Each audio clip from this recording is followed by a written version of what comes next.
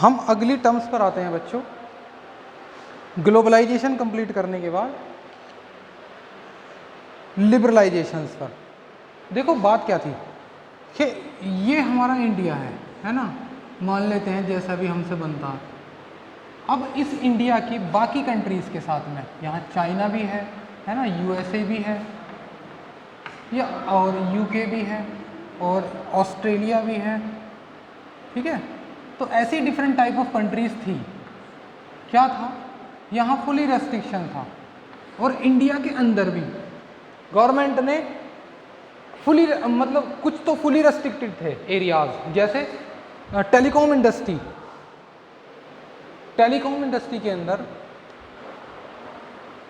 Government ने क्या कर रखा था कि सिर्फ बीएसएनएल ही टेलीकॉम करा सकता था, लेकिन उसके नतीजे क्या थे, उसके नतीजे ये थे कि जो फ़ोन कॉल्स हुआ करती थी उसके चार्ज हुआ करते थे 16 रुपीज़ 17 रुपीज़ उस दौरान। हाल तो किसी पर फ़ोन हुआ ही नहीं करता था आसानी से, लेकिन उसके चार्जेस बहुत ज़्यादा थे, है ना। क्यों? क्योंकि गवर्नमेंट ने एक कंपनी को ही अपना वो बना रखा था, जो बीएसएनएल जो गवर्नमेंट ही चलाती थी, तो जैसे चाहे प्राइस चार्ज करें, क्योंकि सिंगल सेलर था। सिंगल सेलर में एक दिक्कत आ जाती है कि वो सेलर सिर्फ अपनी चलाता है, जैसे मर्जी वो प्राइस चार्ज करे, है ना, कोई कॉम्पिटिटर नहीं है उसके सामने। यानी उसको कहते हैं मोनोपोली डिसीजन, मोनोपोली, अपनी चलाना सिर्फ, है ना। लाइसेंस भी लगाए रखे थे। ये कारण किस बात का था? सिर्फ गवर्नमेंट की जिद थी कि किसी को बाहर से आने नहीं देंगे, अपने वालों को काम करने नहीं देंगे, और अपने वालों को बाहर भी नहीं जाने देंगे। तो मजबूर कर रखा था ना इंडियंस के लिए। तो गवर्नमेंट ने क्या करा, इस जिद को छोड़ दिया, बाहर वालों को भी अंदर आने दिया, और अंदर वालों को बाहर भी जाने दिया, और ये भी कहा कि हम भी काम करते हैं, तुम भी काम करो। जो बेहतर सर्विसेज देता है वो अपने बिजनेस को आगे लेकर जाएगा, ठीक है। मैं सिर्फ बीएसएनएल का एग्जांपल ले रहा हूँ कि बीएसएनएल तो है ही, उस समय पर इसने किसी को काम नहीं करने दिया, ये गवर्नमेंट कंट्रोल से थी, है ना। तो अब क्या करा, गवर्नमेंट ने कहा कि ये भी काम करती है, और वोडा भी काम करेगा, है ना, आइडिया भी काम करेगा, और भी अदर्स भी काम करो, सब करते हैं बिजनेस, सबको हम परमिशन दे देते हैं, ठीक है। और भी आ जाओ, कोई बाहर से आना चाहो तो, हमारे देश की कंपनी कुछ और लगाना चाहो लगा लो, हम परमिशन दे रहे हैं। लेकिन कुछ एरियाज ऐसे हैं जहां हम आज भी परमिशन नहीं देंगे। कौन से? जैसे हैजार्डो नेचर के केमिकल्स होते हैं, है ना, हानिकारक केमिकल्स, उनको गवर्नमेंट परमिट नहीं करती। लेकिन मोस्टली वो ट्रेडिंग और बिजनेस या मैन्युफैक्चरिंग कंसर्न जो देश के डेवलपमेंट में मेजर रोल प्ले कर सकते हैं, उन सबको परमिट कर दिया, करो बिजनेस तुम भी। इनमें से जो बेहतर सुविधाएं देगा वो आगे आएगा, वो अपने बायरों को अट्रैक्ट करेगा, ठीक है। तो ये लिबरलाइजेशन क्या था कि गवर्नमेंट ने अपनी जिद छोड़ी, वो जिद जिसने बाहर से किसी को नहीं आने दिया, अपने वालों को काम नहीं करने दिया। This is called the liberalization policy, है ना। देखो जरा,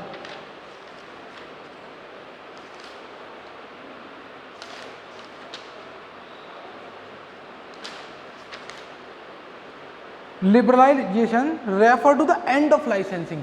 लाइसेंस लगा रखे थे कि लाइसेंस लो हमसे तब काम करने देंगे, क्या कर दिया, उसका एंड कर दिया। Liberalization refer to the end of licensing. Quotas, quota मतलब कुछ लोगों को कोटा दे दिया, बस तुम्हें ही काम करना है, जैसे दिया था ना अभी लास्ट ईयर केस था कि अडानी को दाल का ठेका दे दिया, कोटा दे दिया उसको, वो ही काम करेगा बस, और कोई करेगा ही नहीं। तो इस केस को भी हटाया। अब स्पेसिफिक केसों में कर सकते हैं, लेकिन पहले मोस्टली केसेस में ऐसा ही होता था, कोटा दे सकते हैं लेकिन स्पेसिफिक केसेस में। जितना ज़्यादा कोटा दोगे उतना ही देश बैकफुट पर जाएगा। एक सिंपल जिसको कोटा दोगे वो तो डेवलप होता चला जाएगा, लेकिन बाकी लोग बैकफुट पर चले जाएंगे। तो ये कोटे की डिसक्वालिटीज़ होती हैं, है ना। एंड मैनी मोर रेस्ट्रिक्शन, सबका एंड कर दिया, और control which were put in on industrial before 1991, ठीक है। The Indian companies got liberalization in the following way. कैसे कैसे करी गई लिबरलाइजेशन, कैसे करा गया इंडियन कंपनीज को? Abolishing of licensing except in the few, हटा दिया लाइसेंस, लेकिन कुछ कामों में, मैंने बताया ना रेलवे इंडस्ट्री आज भी गवर्नमेंट के कंट्रोल में है, उसकी परमिशन नहीं देगी गवर्नमेंट, है ना। फ्यू हैजार्डो नेचर केमिकल्स, बॉम्ब बनाने के कार्य, वेपन्स बनाने के काम, ये नहीं देगी गवर्नमेंट अभी भी। तो वो ऐसे काम जिनसे हमारे देश की सिक्योरिटी को खतरा हो सकता है, उनको मना कर दिया।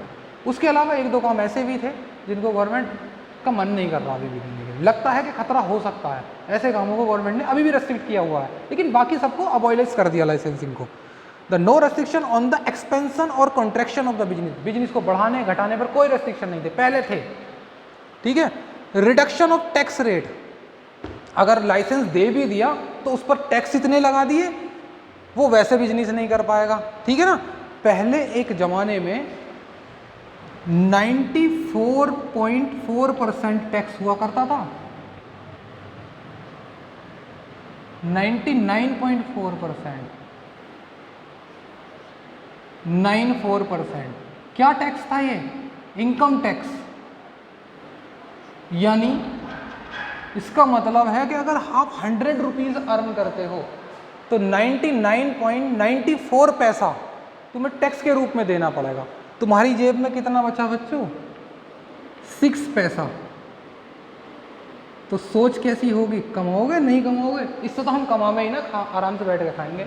अबे कमाएंगे तो गवर्नमेंट को दे देंगे कमा कर। तो लोग बिजनेस करने से डरते थे कि इनकम होगी तो हमारा क्या फ़ायदा उसमें, इस 6 पैसे के लिए हम फालतू एफर्ट करें, नहीं करते हम, ठीक है। तो this is the problem of Indians businessman on that time. इसको कम करा।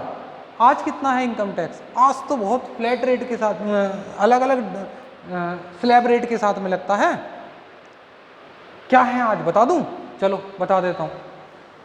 अगर 0 से 5 लाख तक कमाओगे तो कोई टैक्स नहीं है। अगर 5 लाख से लेकर, है ना, 7.5 तक कमाओगे तो 5% देना है। 7.5 से 10 तक कमाओगे तो 10% देना है ना। और 10 से अबव कमाओगे तो ऐसे लगाते हैं टैक्स, 15% देना है। ये हैं स्लैब्स कि इतना कमाओगे तो दोगे वरना नहीं दोगे, ज़्यादा कमाओगे तो ज़्यादा टैक्स, नहीं कमाओगे तो नहीं टैक्स, ठीक है। तो ये अब इससे तो खुश हो गए पब्लिक, अब तो कमाएंगे खूब दबा के, लेकिन यहाँ से डरते थे। क्या करें कमा कर, सब कमा कर उनको ही दे देना, हम तो नहीं कमाते, ठीक है।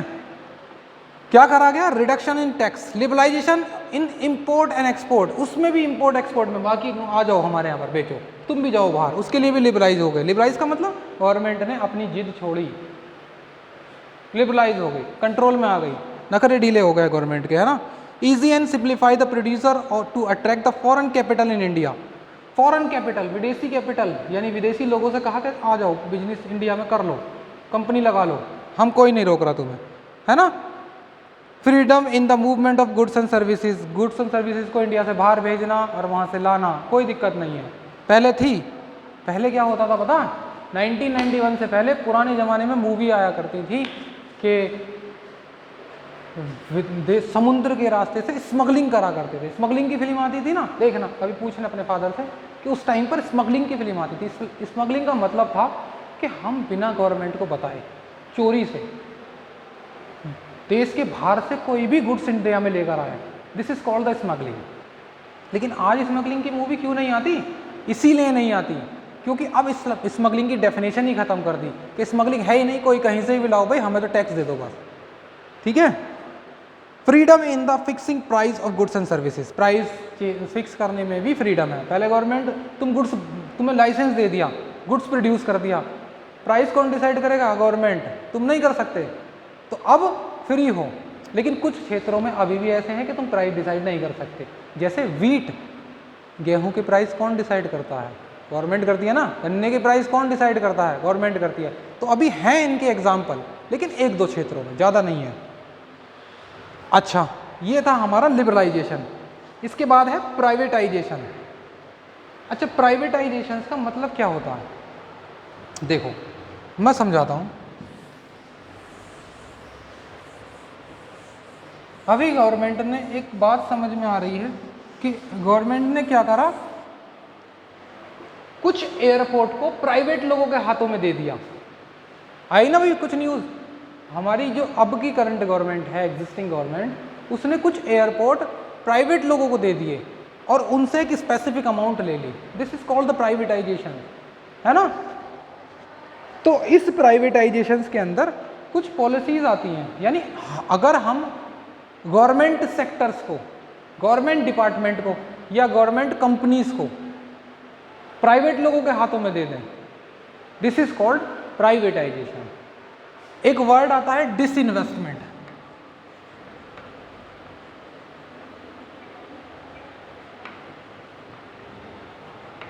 डिसइन्वेस्टमेंट, ठीक है।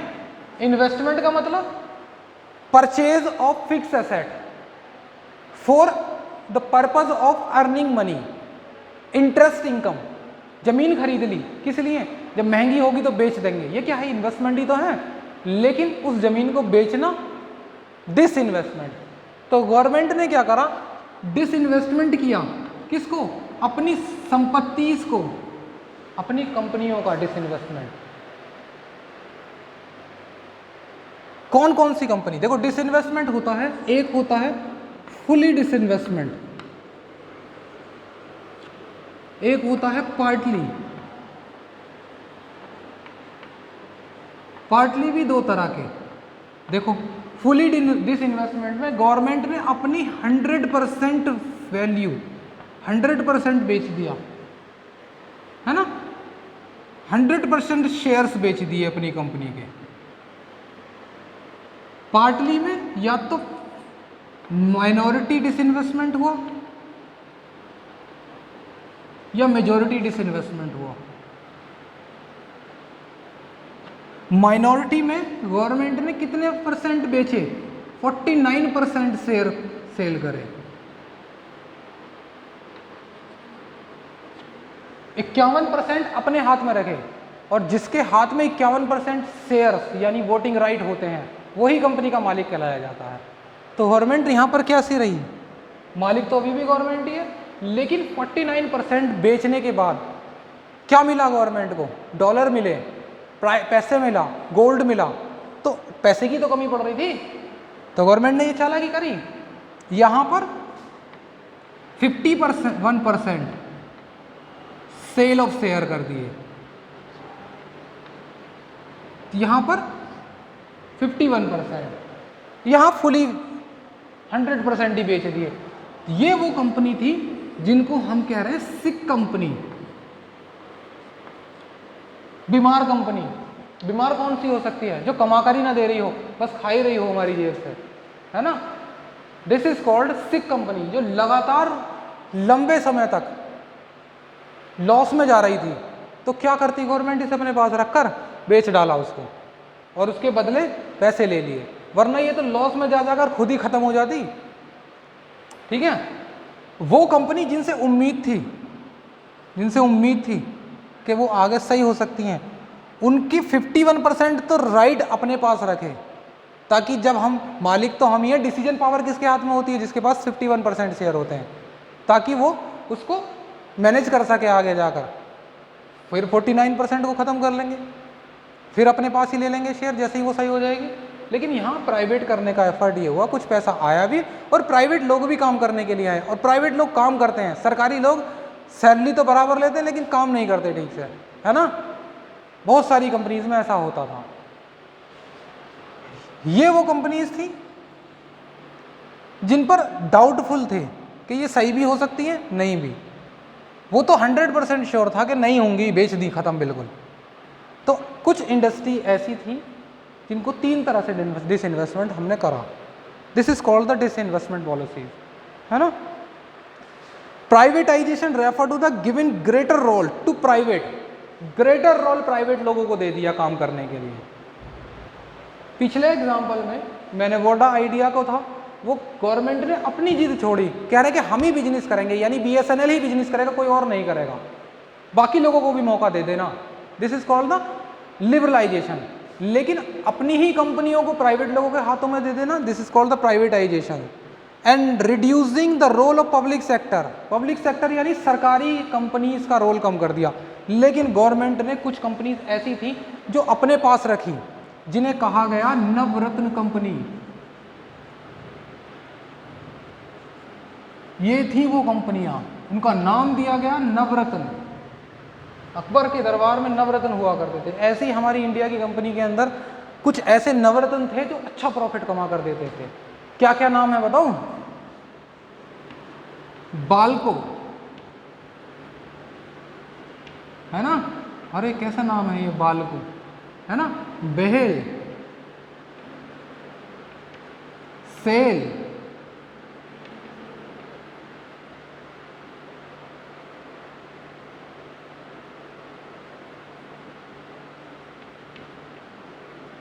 है ना, ये इनके शॉर्ट नेम है। Steel authority of India limited, है ना, ऐसे ये कंपनीज थी। तो ऐसी ऐसी 9 कंपनीज थी जिनको गवर्नमेंट ने अभी तक अपने पास रखा हुआ है, दिया नहीं है किसी को, क्योंकि ये कंपनी बहुत अच्छी है, प्रॉफिट कमा कर देती हैं। इन्हें कहते हैं प्रॉफिट मेकिंग कंपनीज, है ना। नवरत्न तो है ही प्रॉफिट मेकिंग कंपनी, ये गवर्नमेंट की चाहिए थी कंपनी है। पढ़ो जल्दी से। टू एग्जीक्यूट द पॉलिसी, यानी इस पॉलिसी प्राइवेटाइजेशन को करने के लिए गवर्नमेंट ने क्या स्टेप लिए? Disinvestment of the public sector, सरकारी कंपनीज यानी वो सेक्टर, मैंने बताया पब्लिक सेक्टर कंपनीज को डिसइन्वेस्टमेंट कर दिया। Transfer to the public sector enterprises, setting up the board of industry, financial resolution, ये सब उन्होंने बनाए गए, है ना। Dilute the stake of government, देखो मोर देन 51% शेयर, तो ये चीजें समझाई हैं, इसको पढ़ना है, ठीक है। चैप्टर नंबर 3 हमारा कंप्लीट है बच्चों। अच्छा, इम्पैक्ट रह गए। इम्पैक्ट देखो क्या क्या हुआ है। कंपटीशन बढ़ गया। सबसे पहली बात, जब हमने अपने देश में अपने लोगों को काम करने के लिए परमिशन दे दी और बाहर के लोगों को भी काम करने के लिए परमिशन दे दी, तो बायर ज़्यादा आ गए नहीं, सेलर ज़्यादा आ गए। उन सेलरों में लड़ाई कि तू कितने का दे रहा, मैं 50 का, ठीक है मैं 49 का दूंगा, तो आपस में कंपटीशंस बढ़ाए, ठीक है। डिमांडिंग कस्टमर, कस्टमरों की डिमांड ज़्यादा हो गई। पहले एक कंपनी सिर्फ एक ही देश के कस्टमरों को हैंडल करती थी, अब वही कंपनी अलग अलग देशों में जाकर बेच रही, तो उस कंपनी के लिए कस्टमर पावर बढ़ी या कम हो गई? कस्टमर बढ़ गए और कस्टमरों से डिमांड भी बढ़ती है, ठीक है। तो ऐसे ऐसे हमारे इम्पैक्ट थे। रैपिड चेंज इन टेक्नोलॉजी, अलग अलग देशों की टेक्नोलॉजी आई। पहले हम अपने ही देश की टेक्नोलॉजी पर डिपेंडेंट थे, ठीक है। हमें पता नहीं था कि बाहर के देश में क्या टेक्निकल चल रहा है, लेकिन जब बाहर के लोग अपनी टेक्निक को इंडिया में लेकर आए, हमें पता लगा अच्छा ऐसी भी टेक्निक होती है, और उनको पता लगा कि हमारी जैसी भी टेक्निक होती है, हमारी भी तो अपनी टेक्निक है, आती है ना, कॉपी करना, और भी बहुत सारी टेक्निक होती है इंडियंस की। तो उससे क्या हुआ कि टेक्नोलॉजी में जब हम लोगों ने मिलकर भी काम किया, हमने उनके साथ, उन्होंने हमारे साथ मिलकर काम किया, नए आइडिया जनरेट हुए, जिससे नई टेक्नोलॉजी जनरेशन हुई, ठीक है। तो ऐसे ही रैपिड चेंज, एकदम से चेंज आने लगे। पहले हम अकेले करा करते थे टेक्निकल पर वर्क, अब मिलकर करने लगे तो रैपिड चेंज हुए। Necessity for change, need for development of human resources, human resources के डेवलपमेंट में आए, है ना। क्या है ये, चलो इसको पढ़ लेते हैं। Before the 1901 Indian enterprises were manage by the inadequate training personal, inadequate थे, कमज़ोर थे ट्रेनिंग कैपेसिटी हमारी, क्योंकि अगर हमें आकर कोई फॉरेनर ट्रेन करे और वो फॉरेनर अपने टेक्निकल है तरीके से हमें ट्रेन करेगा, तो हमारे पास उनके नए आइडियाज़ आएंगे नहीं आएंगे। तो ये वही क्लासेस हैं कि जैसे ही कोई दूसरा व्यक्ति हमको ट्रेंड करता, अगर इंडियंस ट्रेंड करे तो वो इंडियन टेक्निक ही लेकर आएगा, अगर कोई फॉरेनर ट्रेंड करे तो वो अपनी विदेशी टेक्निक लेकर आता है ना। इससे क्या हुआ, ह्यूमन रिसोर्सेज के डेवलपमेंट की नीड आई। Market orientations, market, loss of budgetary support to the public sector.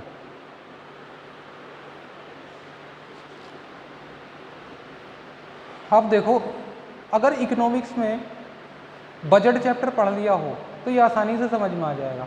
हर साल इंडियन गवर्नमेंट अपना बजट तैयार करती है, उसके अंदर क्या करते हैं कि जो भी खर्चे होते हैं और आने वाले साल में जो भी होने वाले खर्चे होते हैं और इनकम होती हैं उसको दिखाती है गवर्नमेंट। तो इससे उसका लॉस हुआ। प्रायर टू 1991 गवर्नमेंट के पास में ये बड़ी दिक्कत थी। गवर्नमेंट की इनकम कहाँ से होती है? लोगों पर टैक्स लगाकर, अपनी कंपनी से प्रॉफिट कमाकर। अब अपनी कंपनीज तो प्राइवेट लोगों के हाथों में दे दिया, लेकिन जिन लोगों को दिया उनकी इनकम भी तो बढ़ी। जब वो काम करेंगे तो इनकम कमाएंगे नहीं, और इनकम कमाएंगे तो टैक्स हमें देंगे। उससे गवर्नमेंट के पास में रेवेन्यू आना शुरू हुआ। रेवेन्यू आया तो उस पैसे का क्या करेगा, अपने खर्चे पूरे करेगी ना गवर्नमेंट। तो यानी गवर्नमेंट के पास में रिसोर्सेज आए अपने एक्सपेंडिचर्स को पूरा करने के लिए। तो पहले, इससे पहले क्या था, बजट लॉस हुआ करता था, बजटरी सपोर्ट नहीं होती थी। Loss of public sector were use to be made the good government by sanction specific fund from the budget. चलो पढ़ लेना, एक्सपोर्ट मैटर्स ऑफ सर्वाइवल, है ना। ये managerial response to changes business environment, इसको नेक्स्ट वीडियो में cover करते हैं। यहाँ तक ही करना बेटा, ठीक है।